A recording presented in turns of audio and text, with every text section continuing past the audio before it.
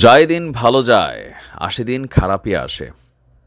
ক্ষমতার চেয়ারে বসে আমরা যারা আছি বিভিন্ন জায়গায় একেকজন একেকটা চেয়ারে বসে আছি। তো আমরা ভাবি এই ক্ষমতা চিরস্থায়ী।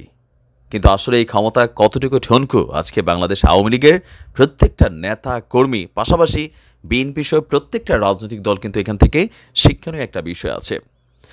2 কোটি টাকা আত্মসাতের অভিযোগে সাবেক প্রধানমন্ত্রী বেগম খালেদা জিয়াকে যে পরিমাণ সাজা ভোগ করতে হয়েছে, আইনের কতটা সুশাসন হয় সেটা বাংলাদেশ দেখেছে। বেগম খালেদা জিয়ার বিরুদ্ধে আইনের যে প্রয়োগ ছিল, তো সেই আইনের যদি সুষ্ঠু প্রয়োগ হইয়াই বসে, তাহলে সাবেক প্রধানমন্ত্রী শেখ হাসিনার 100 বার ফাঁসি হবে, 1000 বছর যাবজ্জীবন হবে, যদিও তিনি এতদিন বাঁচবেন না। কারণ এই মুহূর্তে সারা বাংলাদেশে বিশেষ করে ম্যাসিভ কিছু ঘটনা যেগুলো বাংলাদেশকে থমকে দিয়েছিল, পিলখানা হত্যাকাণ্ড, সেই শাপলা চত্বরের ঐতিহাসিক ঘটনা, নারায়ণগঞ্জের 7 খুনের ঘটনা, তারপর আরও অনেক ধরনের বড় বড় ঘটনার পাশাপাশি আয়নাঘর, আরও অনেক কিছুতে শেখ হাসিনার বিরুদ্ধে যতগুলো মামলা দায়ের করা হয়েছে, তাহলে আইনের যদি সুশাসন ওই লেভেলে প্রয়োগ হয় যেভাবে আওয়ামী লীগ তৎকালীন সময় আপনার বেগম খালেদা জিয়ার ইস্যুতে দেখিয়েছিল, তো আজকে ওনার কি হবে? দর্শক, সারা পৃথিবীর কোনো দেশেই আশ্রয় মিলছে না সাবেক প্রধানমন্ত্রী শেখ হাসিনার। এই মুহূর্তে সর্বশেষ কূটনৈতিক ভালোবাসা না, ভারত এবং আওয়ামী লীগের মধ্যে একটা পুরনো ভালোবাসা আছে সেই 1971 সাল থেকে। তো সেই জায়গা থেকে ভারতে এই মুহূর্তে আশ্রিত আছেন সাবেক প্রধানমন্ত্রী শেখ হাসিনা। কিন্তু সেইখানে তিনি কতটা নিরাপদ? অলরেডি আমরা দেখেছি ডক্টর ইউনূস তিনি মোদিকে বাংলাদেশে আমন্ত্রণ জানিয়েছেন যে আপনি আসেন বাংলাদেশে, এমনকি কূটনৈতিক সম্পর্কের বেড়াজালটা যেন ফাটল না ধরে সেই কারণে শেখ হাসিনাকে খুব বেশি দিন ভারত আশ্রয় দিবে এমনটাও ভাবছে না আপনার ভারতীয় বিশ্লেষকরা বা বাংলাদেশের যারা রাজনৈতিক বিশ্লেষক আছেন। তো ভারত এবং বাংলাদেশের মধ্যে একটা দ্বিপাক্ষিক চুক্তি আছে, কূটনৈতিক চুক্তি আছে, পররাষ্ট্র চুক্তি আছে। সেই চুক্তি অনুযায়ী যদি বাংলাদেশের কোনো ওয়ান্টেড কোনো ক্রিমিনাল ভারতে থাকে, সেই ক্ষেত্রে ওই দেশের সরকার কূটনৈতিক সম্পর্ককে বা পররাষ্ট্রনীতিকে বলবৎ রাখার জন্য সেই ব্যক্তিকে বা অপরাধীকে বাংলাদেশে ফিরিয়ে দিবে, এরকম একটা চুক্তি আছে। আর সেই চুক্তির আওতায় কি পড়তে যাচ্ছেন শেখ হাসিনা? এই মুহূর্তে শেখ হাসিনার জন্য আজরাইলের একটা প্রতিচ্ছবি হচ্ছে, বড় আজরাইলের প্রতিচ্ছবি হচ্ছে ডক্টর ইউনূস, আর মিনি আজরাইল হিসাবে ভূমিকা পালন করছে নাহিদ।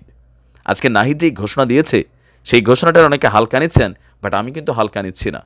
শেখ হাসিনার যেই রাজত্ব ছিল, অথবা ধরেন তার যে সিস্টেমটা ছিল, প্রশাসন, পলিটিশিয়ান বা বিভিন্ন সেক্টরে সব কিছু কিন্তু গড়িয়ে দেওয়া হয়েছে। আর এর পরপরই আলোচনায় উঠে এসেছে এই যে মামলাগুলো হচ্ছে, দ্রুততম সময়ের মধ্যে বিচারের আওতায় আনার জন্য শেখ হাসিনাকে দেশে ফিরিয়ে আনার জন্য অলরেডি তৎপরতা শুরু করে দিয়েছে সরকার। আর এই তথ্য দিয়েছে কে? উপদেষ্টা নাহিদ। তিনি বলছেন যে গতকালকে রাতে নাফিজ নামক একজন ছাত্রের বাড়িতে গিয়েছিলেন তিনি, যিনি এই আন্দোলনকে কেন্দ্র করে শাহাদাত বরণ করেছেন। আর তার বাড়িতে গিয়ে তার পরিবারের সঙ্গে যখন তিনি জানতে চাইলেন যে তারা কি চায়, তারা সুষ্ঠু বিচারের পাশাপাশি শেখ হাসিনার ফাঁসি চায়। তো তিনি সেখান থেকে বলছেন যে তার পরিবারের সাথে দেখা করার পর সাংবাদিকদেরকে তিনি বলছেন যে বিচার সম্পন্ন করার জন্য স্পেশাল ট্রাইব্যুনালের কথা বলছেন উপদেষ্টারা। মানে আমরা যখন দেখেছি যে কি বলে যে স্বাধীনতা বিরোধী যে শক্তি ছিল তৎকালীন সময়, আওয়ামী লীগ সরকার যে ট্রাইব্যুনাল তৈরি করেছিল, যত দ্রুত সময়ের মধ্যে স্পেশাল অ্যাক্টিভিটিসের মাধ্যমে তাদেরকে ফাঁসি দেওয়া হয়েছিল, সেরকম দ্রুততম বিচার ট্রাইব্যুনাল তৈরি করা হচ্ছে এই ঘটনাগুলোর সাথে যারা জড়িত তাদেরকে শাস্তির আওতায় আনার জন্য। এর থেকেও আরও দ্রুততম সময়ে সঠিক বিচারটা করা যায় কিনা সেটাও খতিয়ে দেখা হচ্ছে। ইভেন শেখ হাসিনা যেহেতু দেশ ছেড়ে পালিয়ে গেছেন, তার বেলায় ভূমিকাটা কি হবে? নাহিদ বলছে যে শেখ হাসিনাকে ফিরিয়ে আনার জন্য অলরেডি আমরা তৎপরতা চালাচ্ছি।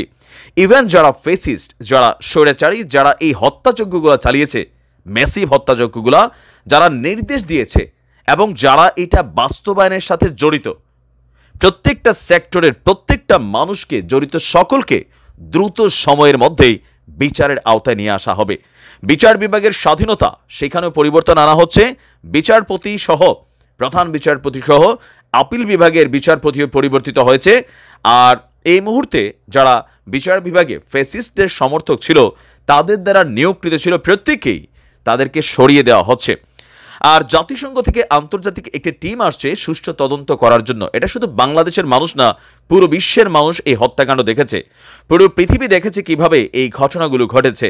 তো এই ক্ষেত্রে জাতিসংঘ আসার পরে যদি একটা রিপোর্ট ক্রিয়েট হয়, সেই রিপোর্টকে বেসিস করেই বাংলাদেশের কূটনৈতিক সম্পর্ককে ব্যবহারের পাশাপাশি জাতিসংঘের তদন্ত রিপোর্ট দুইটা একসাথে ভারত সরকারের সাথে ডিল করা হবে, যেন শেখ হাসিনাকে বাংলাদেশে আনার জন্য তারা সেই সুযোগটা করে দেয়। আর যদি না করে দেয়, ভারতের সাথে কূটনৈতিক সম্পর্কের একটা টানাপোড়েন ঘটবে।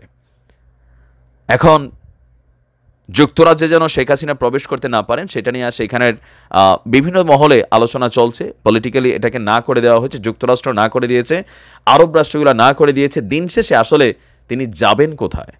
যদি কোথাও যাইতেই না পারে, তাহলে ভারত সরকারও নির্দিষ্ট একটা সময়ের পর শেখ হাসিনাকে কিন্তু রাখবে না, কারণ এটা তাদের জন্য ক্ষতিই হবে, এটা আমরা স্পষ্ট দেখছি। তো সেই ক্ষেত্রে কি হবে ওনার পরিণতি? হয়তো ফাঁসি হবে না, কারণ বেগম খালেদা জিয়ার সাথে যা হয়েছে এটা তো অন্যায় হয়েছে। আমি আমার প্রত্যেকটা ভিডিওতে তৎকালীন সময় বলছি যে মানে ক্ষেতের চাক্কা খেতে ভাঙ্গে লাইলে তোলে না। আজকে কোথায় গেল সব কিছু? তখন আমার আওয়ামী লীগের ফ্যান ফলোয়ার যারা আছেন গাইলাইতেন যে তুই কেন ভাই, আমি তো দেখতাম এগুলা দূর থেকে আমরা দেখতাম। জুলুমের পরিমাণটা যখন এক্সট্রিম লেভেলে যায়, সেটা রিয়াকশন ক্রিয়েট করে।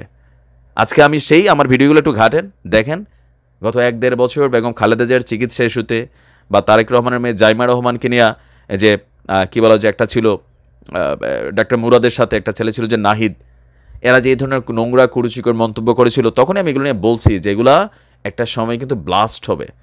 সেই দিনে সব কিছু শুধু চোখের সামনে ঘটবে, কিচ্ছু করার থাকবে না। আওয়ামী লীগের প্রত্যেকটা নেতা এমপি এত পরিমাণ দুর্নীতি লুটপাট করছে, যখন এই চিত্রগুলো গণমাধ্যমে দেখি আশ্চর্য হয়ে যাই। আমরা রাজনৈতিক দলকে সাপোর্ট করতে পারি, কিন্তু তাদের অন্যায় কেনা, তাদের জুলুম কেনা, নির্যাতন কেনা, এগুলার পক্ষে আমাদের অবস্থান কখনোই ছিল না। ভালো থাকুন। আসসালামু আলাইকুম।